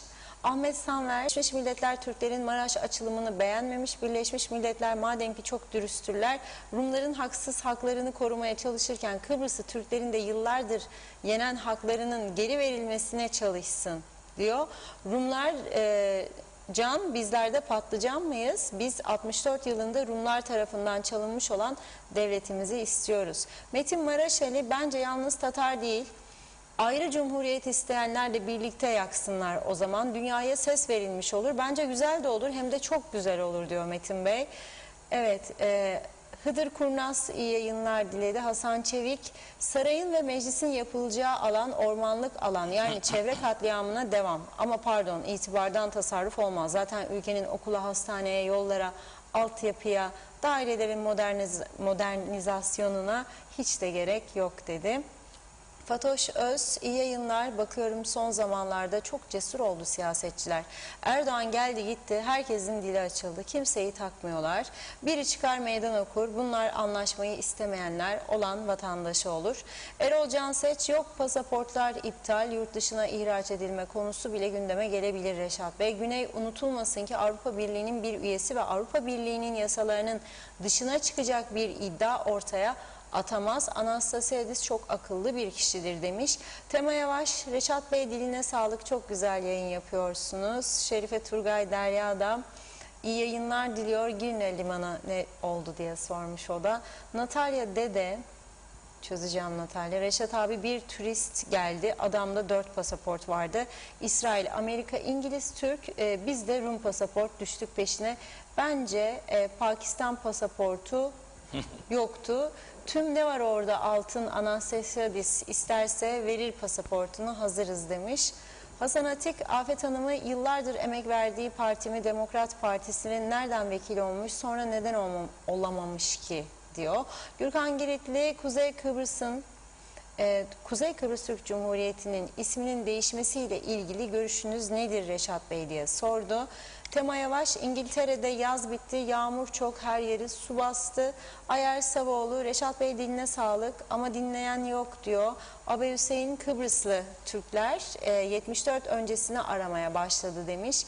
Belgin Rıfat, hayır, Kıbrıs Anayasası İngiliz kanunlarıyla eşleşmiştir. Belki bazı yenilikler var ama bildiğim kadarıyla Türkiye ile eşleşen kanunlarımız yok diyor.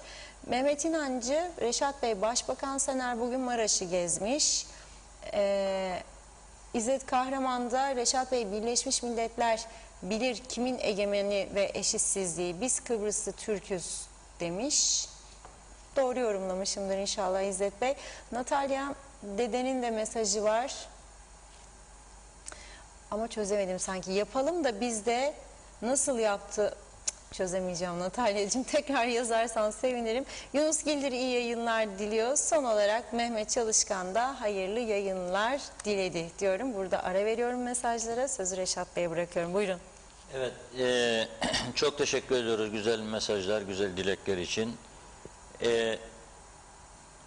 Arkadaşlarımız şimdi az sonra Maraş'tan kısa görüntüler verecek. Başbakan Ersan Saner'in bugün oraya ziyareti vardı. Tabii Cumhurbaşkanı Tatar ön plana çıkmıştı Cumhurbaşkanı Erdoğan'ın ziyareti sırasında. Şimdi Cumhurbaşkanı Erdoğan gitti. Bugün ilk iş günü. Sağ olsun Başbakanımız da Gazi Mausalı. Dolayısıyla Gazi Mausa'dan Lefkoşa'ya gelmezden önce buradan bakanları götürerek oraya Dışişleri, İçişleri, Güvenlik Kuvvetleri Komutanı, Polis Genel Müdürü, Mausa Belediye Başkanı, bir yıl müsteşar falan o yerde yürüyüş yapmışlar. Ne dediğini az sonra söyleyeceğim ama hoşuma giden bir mesaj geldi. Cenk Özdağ paylaşmış. Bana bir başka izleyicimizden geldi bu mesaj. Son dakika diye paylaşmış. Hoşuma gitti. Çok okuyorum. Çalışma ve Sosyal Güvenlik Bakanlığı görevini Koral Çağman'dan devralan Koral Çağman, eski bakan Koral Çağman tarafından atanan Müsteşar Çelebi Ilık'ı görevden aldı. Yeni Çalışma Bakanı Koral Çağman bu değişikliğin sebebi sorulması üzerine bu benim en doğal hakkım. Eski Çalışma Bakanı Koral Çağman'ın müsteşarıyla çalışmam mümkün değil dedi. Bu da işin şakayla karışık yanı. Şakayla karışık satrançlık dedim ya biraz önce, trajikomik bir durumdayız. Gerçekten bu şekilde yani tiyatro sanatçıları bile dayanamaz artık. Sahneye çıktıkları zaman bunları oynamaya kalkarlarsa gülmekten kırılacak adamlar, sesleri anlaşılmayacak. Yapamazlar yani. Onun için onları anlayışla karşılıyorum. Bu konuları çıkıp da konuşmak, tiyatro sahnesinde oynamak kolay iş değil. Şimdi ne diyor Sayın Başbakanımız? Bugünkü Şanlımaraş çıkarmasında. Kapsamlı Maraş'ın tümüyle ilgili toplam 337 başvuru var diyor. Nereye? Taşınmaz Mal Komisyonumuza. Askeri bölge kapsamından çıkarılan diyor %3,5'luk alanla ilgili olarak ise 36 mal sahibi Taşınmaz Mal Komisyonu'na başvurdu diyor. Bu %3,5'luk alanda kaç parsel varmış bilir misiniz? 496. Bunun sadece ve sadece 36 tanesi başvurmuş. O da bugün değil ama eski başvurulardan söz ediyor. Onu söylemiyor bugün. Yani bu TEMEKA'ya olan başvurular biz açtık, açıyoruz, geldik, geliyoruz, hakkımızdır falan demezden önceki başvurulardır. Girne için, Güzelyurt için, Karpaz tarafı için, birçok yer için 6700 civarında başvuru yapılmıştı. Ne zaman? Ne zaman Avrupa İnsan Hakları Mahkemesi dedi ki Rumlara yeter ama dedi, Loizudu davası, Aresti davası, dedi ki durun dedi, artık bu mahkeme ahim, sadece Kıbrıs davalarına bakan bir mahkeme değiller. 100 sene de yetmez size, bakalım. Önce dedi iç hukuk tüketeceksiniz. Yani Kıbrıs'ta yargı. Onlar da dedi ki nasıl olur? İşgal bölgesindeki mahkemeleri mi yasallaştırıyorsun dedi. Yok dedi. Orada bir komisyon kuracak, mahkeme görevi görecek. 4 kişilik üyesi olacak. İkisi yabancı, ikisi yerli. Rumlar bunun üzerine etkili oldu bu yöntem. 2 yabancı da komisyon üyesi atandı. 2 kişi de bizden kondu. Rumlar bunun üzerine dediler ki madem anlam planına ohi, ondan sonra da devam ohi, biz dediler ne kadar bekleyecek? Mallarımız kaldı Türklerin elinde, çürümeye yüz tuttu. Başvurdular satmak için, çoğu satmak için. Bazıları da iade istedi. 1-2 kişi aldı da, mesela bir tanesi nerededir? Bir tanesi bizim meşhur arkadaşımızın köyü Kozanköy'de, Kozan'da. Gitti Rum, araziyi aldı, inşaat başlatacağım dedi. Başlattı, karşı çıktıkları halde yaptı, tamamladı, girdi evin içine. Köyümdür dedi, aha dedi yapacağım dedi. Yaptı, girdi. Onun dışında çoğu satış istedi. Taşınmaz Mal Komisyonu 500 civarında başvuruyu sonuçlandırdı. 300 kusur milyon sterlin para dağıttı. Para nereden gelirdi? Ankara'dan. Ankara baktı, gördü ki rakam yükseliyor gittikçe, milyar sterlinler olacak veya dolarlar. Dedi ki bu işe bir çözüm bulalım ya. Sizin Kıbrıs'ta bazı insanlar 1000 dönüm, 1500 dönüm, 5000 dönüm, 7000 dönüm, 20 ev, 50 ev, 100 ev almış Rum evi. Şimdi bu insanlara ben Türkleştireceğim, bunu parasını verip o 2 kat daha fazla değere satacak, para kazanacak. Siz de dedi elinizi taşın altına koyun dedi ve bir miktar vergi de siz alın dedi. Bu konuda sağcısı da solcusu da yasa geçirme sözü verdi Ankara'ya. Bir de tasarı hazırlandı, gitti meclise ama hiçbiri yapmadı. Fakat benim aldığım çok emin bilgiye göre en çok da karşı çıkan çok büyük vatan milliyetçi bir arkadaşımız, olur mu ya demiş, gavurun malına vergimi alacağım demiş. Sin Ankara demek istedi herhalde. Sen de buradakilerini dağıt oraya buraya, kapabildiğin kadar, ne kadar gidecekse gidecek bu düzen düşüncesine. Yok. Ankara da vermedi parayı ve bu iş burada kaldı. Tamam mı? Şimdi diyor ki başbakan, bu kadar başvuru var da taşınmaz mal komisyonunda değerlendirecek diyor. Sen değerlendirecek değilsin. 2 yabancı var, 2 de yerli var. Var mı paran ödeyesin? Onu söyle bana. Var mı para ödeyesin? 13 milyon ilaç parası durur diye kanser hastaları ilaç bulamıyor. Sayın Başbakan, yapma Allah aşkına bize bunu. Yani orada kendi kendimizi topladın 50 kişiden kameraların karşısında, yapmayın Allah aşkına. Bakın, vakıf malıdır, şudur budur, saygı duyarım, bazıları savunur bunu. Ya 150 sene evvel, 100 sene evvel senin vakıf malı olduğu iddian olabilir. Biz burayı dün Rum müzakereci Mavroyannis açıkladı ve Mavroyannis doğruları da söyledi. Bakın, hem Anastasiadis'in sağ kolu müzakereci ama aynı zamanda Anastasiadis'e dahil gelmiş geçmiş yönetimleri eleştiren laflar da söyledi. Dedi ki uluslararası toplum bize güvenmiyor artık dedi. 2017'de dedi iyi fırsatlar doğdu bize. O Crans-Montana müzakereleri falan filan meseleleri oldu ya.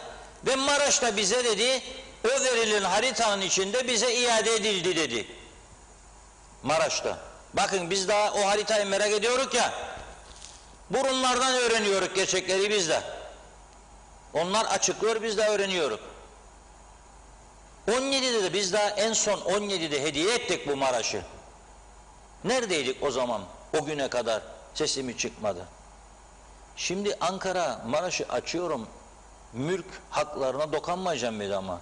Yani Rumunsa Rumundur. Elindeki tapu kiminse onundur. Yani Rumundur tapu.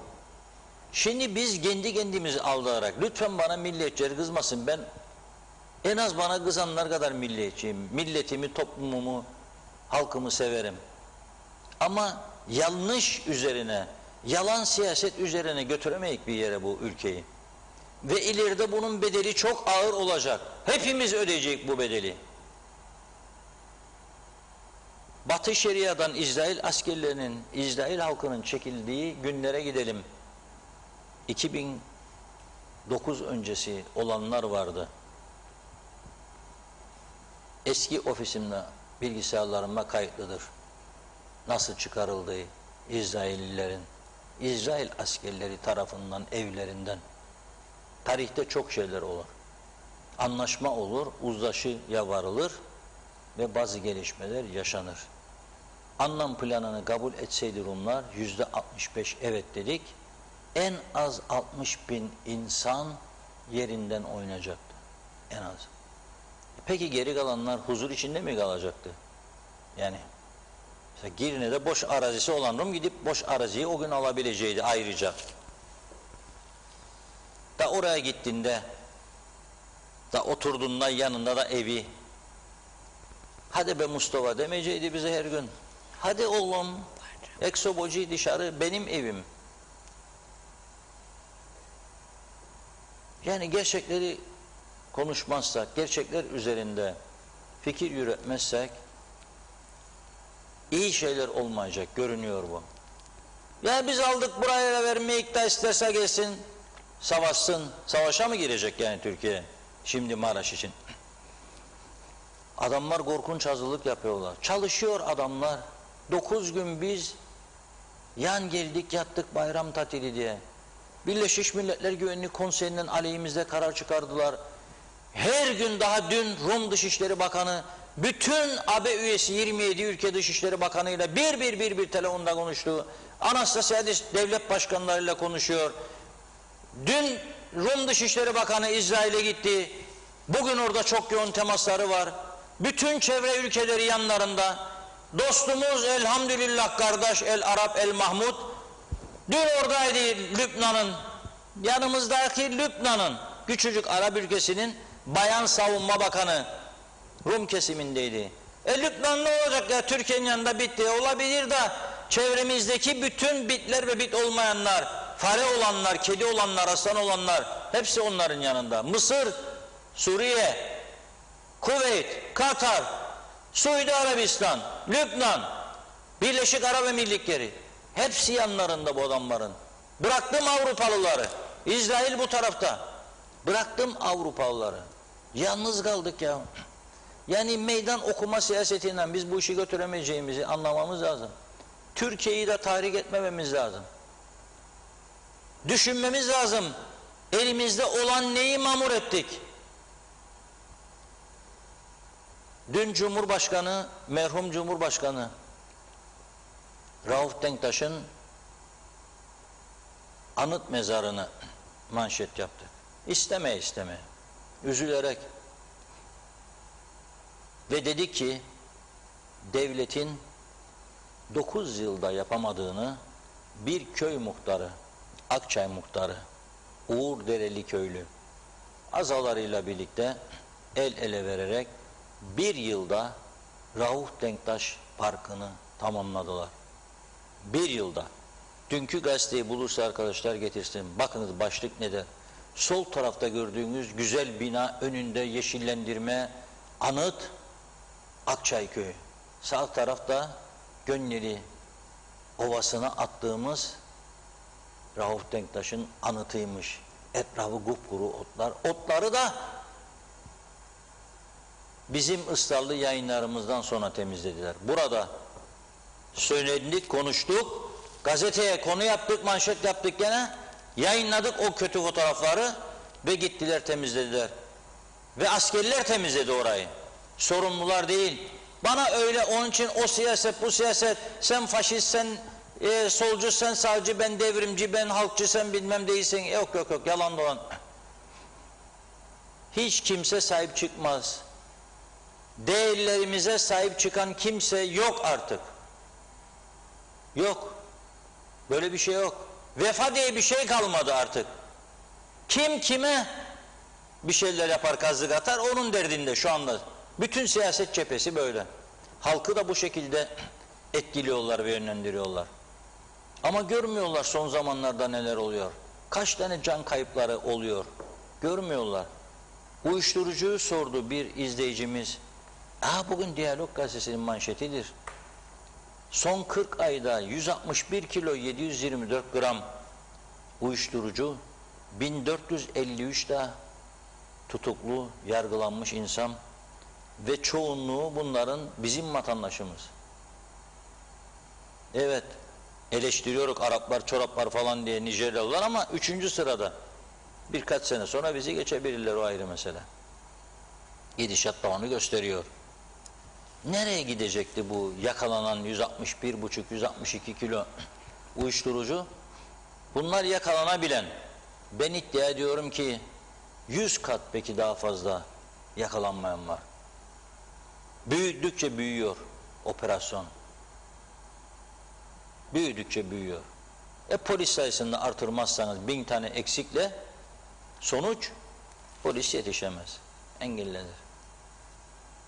Ben olsaydım polis genel müdürünü bugün 40 derece sıcak altında alıp da Maraş'ın kapalı bölümünü de yanımda gezdirmezdim.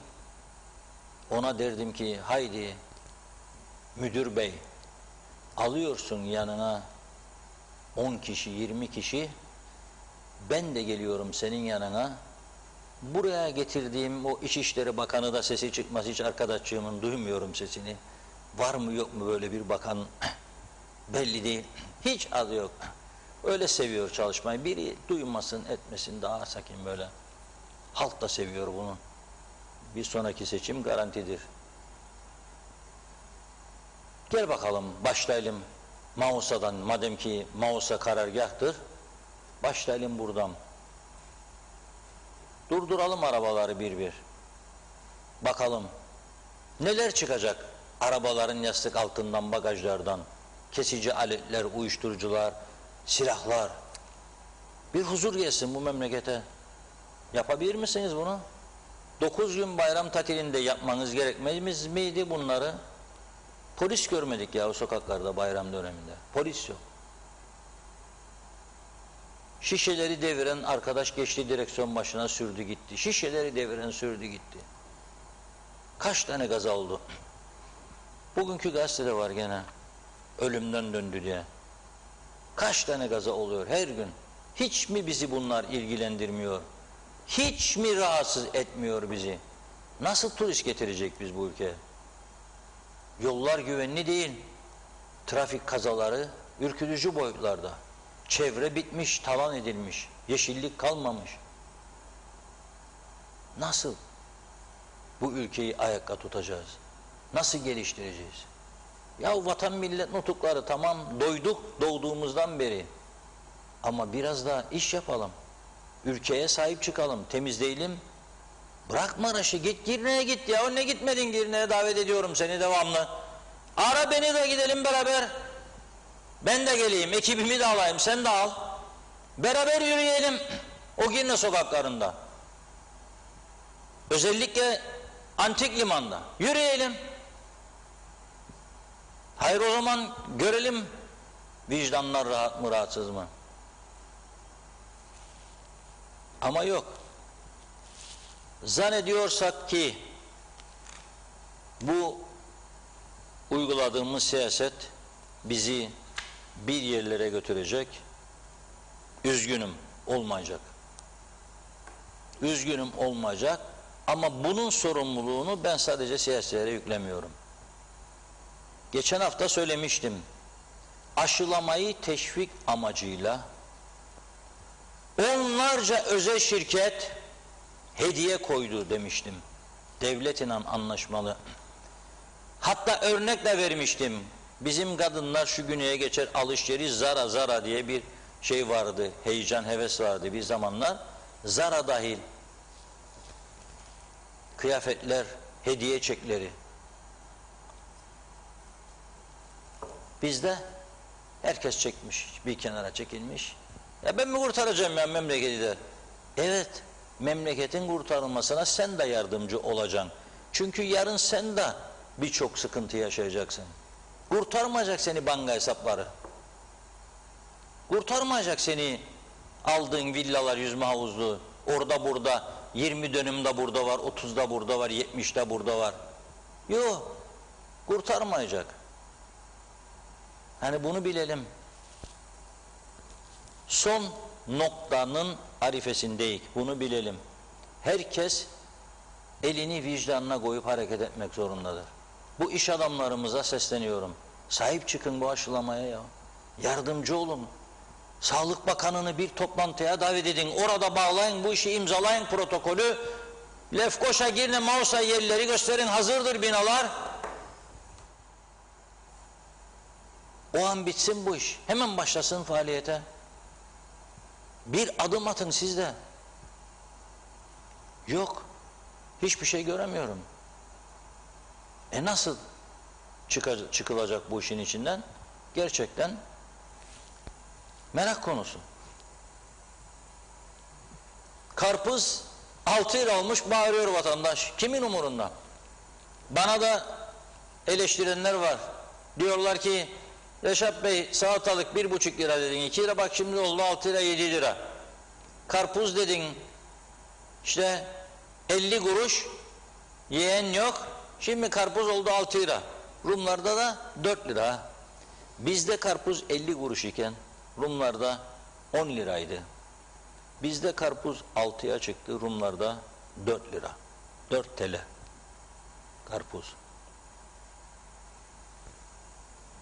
memleket denetlenmezse, hiçbir şey, kimse kimseyle ilgilenmezse olacak sonuç budur. Ha bizimkilere sorduğumuz zaman diyor ki gübre arttı, fiyat arttı, şu oldu, bu oldu. Doğrudur. Ama bir de üretim azaldı. Geçen sene eşekleri yedirdikleri için karpuzları bu sene daha dikkatli davrandı üretici. Ne dedi, ekeceğim de eşekler mi yesin dedi. Bıraktı büyük bir ihtimalle. Hesaplayan, bakan, üretim planlaması, programlaması yapan olmayınca netice budur. Evet, bugün bu kadarla noktalıyoruz. Şarkımız vardı, gene dinletemedik. Kaç gündür şarkı dinletemiyoruz. Mesajlarla tamamlayalım. Mesajlarla tamamlayalım. Hemen aktarayım hızlıca. Yarın biz söyleyeceğiz şarkıyı. O zaman açığı kapatmış oluruz. Ben başlarım, Funda Hanım tamamlar. Evet, hadi bakalım. Sayar Aker, harabeleri yıkıp yenilerini yapmaya bir ömür yetmez. Ülkenin en büyük sorunu su. Fikret İpekçioğlu, kimse kimseyi sallamıyor. Yakında kıyamet yolda, Londra'dan iyi yayınlar. İsmet Kara, zihniyet Türkiye düşmanlık olunca birbirlerini dakikada buluyorlar. Azerbaycan toprağı Karabağ 30 yıldır işgaldeydi. Birleşmiş Milletler Karabağ Azerbaycan'ındır dediği halde karşıdakiler uydu mu? Yine Birleşmiş Milletler kararı olduğu için Yunanistan'daki Türk azınlığa hakları verilmesi konusunda Yunan BM kararlarına uyuyor mu diye sormuş. Bosna'da, Doğu Türkistan'da, Kosova'da birçok yerde Birleşmiş Milletler kararı var. Ezilen, horlanan, soykırıma uğrayan Türk olunca Birleşmiş Milletler kararları yok sayılıyor. Türk hakkı arayınca hemen Birleşmiş Milletler kararı dayatması demiş. Avrupa ve Amerika'nın kınamasının bir geçerliliği kalmamıştır diye de ekledi. Belgin Rıfat, biz de gelebilirsek Kıbrıs'a gidip gezeceğiz Maraş'a. Hatta belki kıştan önce gelirsek denize de gireriz demiş. İzzet Kahraman, Sayın Reşat Bey, merhum Denktaş'ın bunları olacağını yıllar önce söylemişti. Beni çok arayacaksınız dedi. Vallahi o gün geldi diyor. Oğuz Aynalı, iyi yayınlar, kolay gelsin, hayırlı yayınlar dilerim. Mehmet Şenler de iyi yayınlar diledi. İsmail Bine Başarır, Rusya dahil Avrupa Birliği'nde olmayan neredeyse her ülkenin halkı çok zorlukta yaşamaktadır. İngiltere yeni çıktı ama Avrupa Birliği tecrübesiyle kendi halkını daha iyi yere getirmek için çıktı. Keşke biz de Avrupa Birliği vatandaşı olsak ama bir Türk olarak veya Kıbrıslı Türk olarak ama Türk olarak diye de ekledi. İzzet Kahraman, Reşat Bey, bu olmaz, Kıbrıslı Türk güneyde malı var, ne olacak bizim mallar diyor, eklemiş. Ve ben solcuyum, her zaman gurur duydum, biz bilirdik bir gün bunlar bizim başımıza gelecek. Levent Yüksek, bugün basın mensupları Lefkoşa'da otobüse bindi. 1 saat gezildi, sonra başbakan açıklamasını yaptı, daha sonra basına sorunuz var mı dendi, bir soru sorulmadı, yorum yok diyor. Eda Bilginsel Aksoy, merhabalar, Sayın Cumhurbaşkanı İngiltere'de okumuştu, orada çalışmıştı, acaba İngiltere pasaportu var mıdır diye soruyor. Erol Canseç, sizin bildiğinizin %1'ini bile bilmiyor bu siyasetçiler Reşat Bey. Bu ülkeyi belki de düze çıkaracak tek bir kişi var mı diye bana sorsalar o kişi siz olurdunuz derdim. Fakat bu sistemde, bu zihniyette size asla siyasete girmenizi önermiyorum demiş Erol Bey. Evet, İzzet Kahraman, Sayın Reşat Bey ellerin dert görmesin, helal olsun, takdir ediyorum diyor. Evet, Meral Kavaz, Sayın Reşat Bey, Funda Hanım kolay gelsin. Face'te gördük. Bugün vaka sayısı 1065 çıkmış. Gerçek mi acaba diye yazdı. Evet, Belgin Rıfat, Allah kimseye göstermesin Reşat Bey, kanser çok büyük bir yara. Kıbrıs'ta özellikle son evrelerde onlara verilen özel ağrı kesiciler çok elzem. İlk iş bence o ilaçları getirmek olmalı. Maliye Bakanlığı bu aydan başlayarak tüm memur maaşlarından yıl sonuna kadar %5'lik bir geriye dönük ödeneği olmayacak bir kesinti yapmalı. İsmi de kanser hastaları ve sağlık çalışanları iyileştirme fonu olmalı. Sayar Aker, uyuşturucular Mersin'den gelirse hiç şaşmam dedi. Ben teşekkür ederim Belgin Hanım, çok mersi. Vedat Özkan, küçük bir ülkede nasıl bu kadar uyuşturucu olur? Türkiye'de bu kadar yok, doğru. Hükümetiniz çok çalışıyor. Niye vatandaşlık vermeye, daha önce de yazdım, okumayan, çalışmayan veya okusa da çalışsa da uyuşturucudan yakalanan kesinlikle sınır dışı edilmelidir demiş. Mehmet Akın aşıdaki durumu soruyor. Sayar Aker, binlerce destan yaptık sözde bu adada ama bir okul defteri dolduramadık dedi. Vedat Özkan, karpuz Ankara'da 1,95 lira. Bugün aldım, kavunda 2,95, kiraz 5-10 lira diyor. Kiraz burada 30 liradan aşağıya hiç inmedi. İlker Aksu, Reşat Bey lütfen siyasete girin rica ediyoruz. Sizin gibi insanlar için niçin yok? Salih Boran, bu virüs gidişi hiç iyi değil. Şu an yaz, ortalık ateş olmamasına rağmen durum bu. Sonbahar ve kış kapıda, bu ortamda okullar da açılacak. Cümbüş o zaman daha da vahim olacak. Çünkü ne denetim var ne de aşının sistemli salınımı var. Varyantlarda cabası, bu durumlara ses çıkaran da yok artık. Her şey tuhaf oldu demiş. Mehmet İnancı, davul zurna da gelecektir Reşat Bey. Sizler yine zeytin yapraklarını unutmayın. Tütünün demiş. İyi akşamlar sizlere de Mehmet Bey. Barış Erfinike iyi yayınlar diliyor. Arın Taşarkan, Kuzey Kıbrıs Türk Cumhuriyeti Atatürkçü Hareket Derneği Genel Başkanı, iyi yayınlar dilerim yazmış ve son mesajı okuyorum. Gülcan Dem de ağzınıza sağlık Reşat Bey diyor. Ben bugünlük mesajları noktalıyorum. Reşat Bey sizde var mı? Evet, ben çok sayıda özelden de mesajlar, herkese teşekkür ediyorum. Süremizi açtık, hepsini okumak mümkün değil. Yarın yine devam edeceğiz. Bu arada bu tabii pasaport konusunda Rumlar kazınmaya devam edecek, öyle anlaşılıyor. Gündemden bir süre kalacak gibi görüyoruz ama inşallah biz daha akıllı bir siyasetle bunu yumuşatma şansı buluruz. Çünkü söyledim, hassas bir konudur. Garantörlük Kıbrıs Cumhuriyeti'nden doğan haklardan kaynaklanıyor. İyi düşünmek lazım. İyi düşünüp, iyi araştırıp, iyi hukukçulardan görüşler alıp, siyasiler açısından söylüyorum, konuşmak lazım. Tabi bu arada sosyal medya paylaşımları da var. İnsanlar kendi düşüncelerini yazıyor, görüşlerini ortaya koyuyor ama hassas konularda gerçekten bilgi alarak konuşmak daha doğru olur inancından. Bir de tabi Rum tarafı her türlü önlemi alırken işte halkını korumak için turizme kapılarını biliyorsunuz sonuna kadar açtı. Neden? Çünkü turizm olmazsa durum çok kötü olacak. Son kararları içerisinde aşılamayı kabul eden gençlere veyahut da olgunlara, aşı olmayıp da yeni aşı olacak olanlara Güney Kıbrıs'taki otellerde %35 destek koymuştu Rum hükümeti teşvik amacıyla. Bunun üzerine en son bir adım daha attı ve belirli bir yaşa 18-40 yaş arası aşılanmamış kişiler aşı oldukları takdirde bölgeler seçerek, yani turizmde hiç iş yapamayan veya çok az iş yapan kırsal kesimlerde, mesela bir tanesi de nedir? Yeşilırmak sınır kapısının bitişiği. Oradaki köylerde tatil evleri, oteller vardı. Tamamını bir hafta süreyle otel parasını ödeme kararı aldı Rum yönetimi. Bunun bütçesini de ayırdı. Dolayısıyla bizler aman önlem alacağız, aman şu var bu var diyerek sakın ha ekonomiyi bir daha kapatmayı düşünmeyelim. Bir yanlışlığa daha düşmeyelim. İnsanlarımızı tamamen açlığa, sefalete sürüklemeyelim. Piyasa birazcık hareketlendi, bayram falan seyran derken çok az, biliyorum yetersiz. Güneyden kuzeye geçişlerde muhaciret görevlilerimiz gayet güzel çalışıyor. Gerçekten Rum muhaciret memurlarından çok daha iyi, çok daha güler yüzlü, çok daha hızlı hizmet veriyorlar. Ama onları destekleyelim, teşvik edelim. Daha geçişlerin hızlanması için, Rum tarafında yaşanan sıkıntıların ortadan kalkması için iki toplumlu komiteyi daha iyi çalıştıralım. Devamlı telefon trafiği olsun. Bakınız sizin kapılarda işlemler yavaşlatılıyor. Bu olmaz, anlaşmamız bu değildi.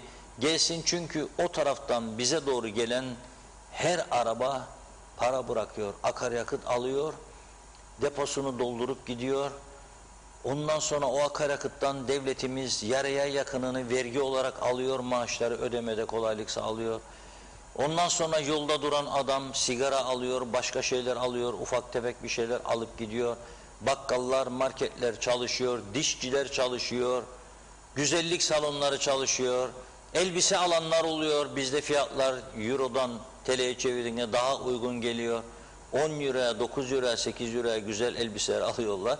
Dolayısıyla bunları bozmayalım. Sakın ola dürtülere, tahriklere kapılmadan ekonomiyi zora sokacak önlemler almaktan kaçınalım. Hiç baskı altında kalmadan iyi işler yapalım. Güzel günler gelsin diye çalışalım ve ekonomimizi de canlandırmaya bakalım. Bugünlük bu kadar. Yarın kaldığımız yerden devam ederiz. Ağzınıza sağlık. Çok teşekkür ediyoruz değerli yorumlarınız için. Mesaj atıp yorumlarıyla bizlerle birlikte olan tüm izleyicilerimize de ayrıca teşekkür ediyorum. Yarın yine aynı saatte görüşmek üzere diyelim. Hoşça kalın.